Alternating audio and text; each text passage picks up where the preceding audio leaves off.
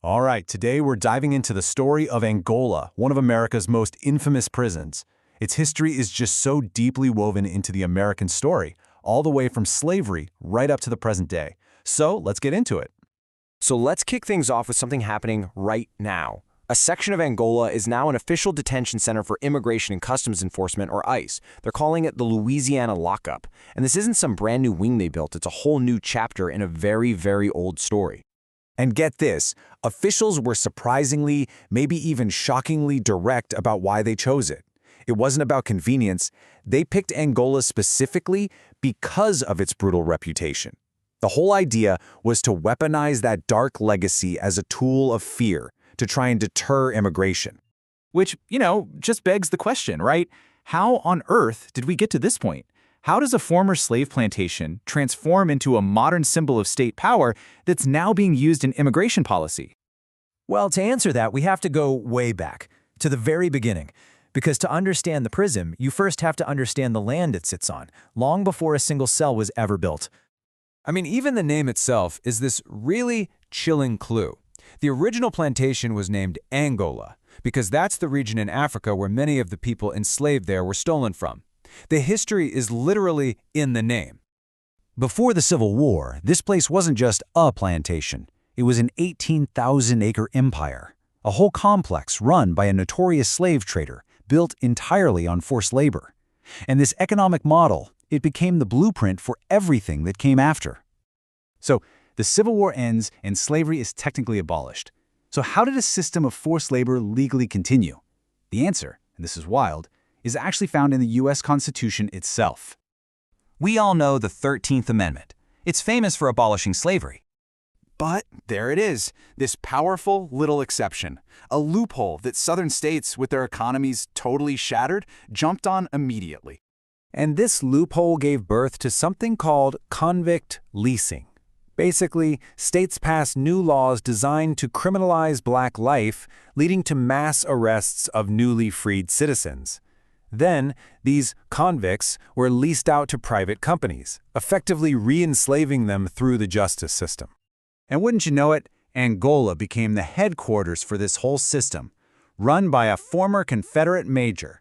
The old racial hierarchy was perfectly preserved. Black inmates were forced into brutal farm labor, while white inmates were given clerical jobs. The plantation model was back in business. Okay, so let's fast forward into the 20th century, because this is where the story takes this deeply ironic twist. Efforts to actually reform the system somehow ended up making it bigger and even more powerful.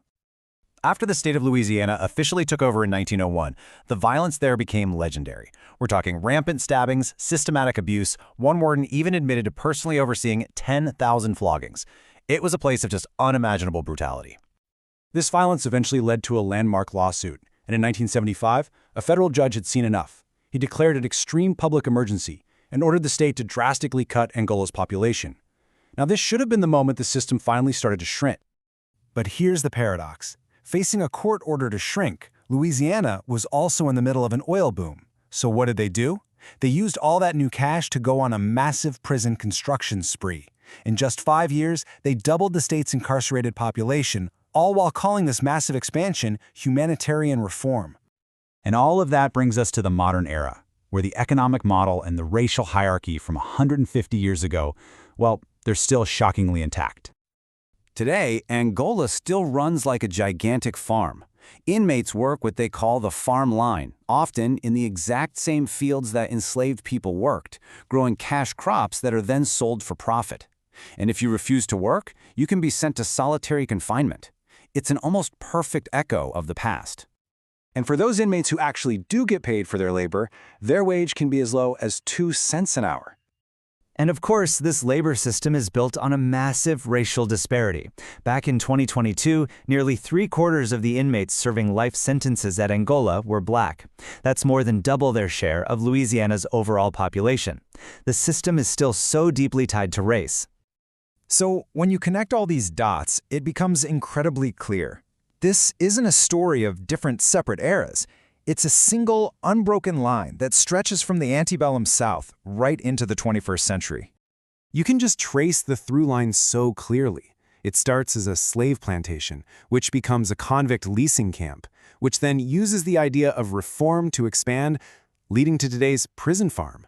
The core logic of exploitation, it never really changed. It just adapted, right up to the point where its brutal legacy is now being actively weaponized. And that kind of leaves us with this final, really provocative thought.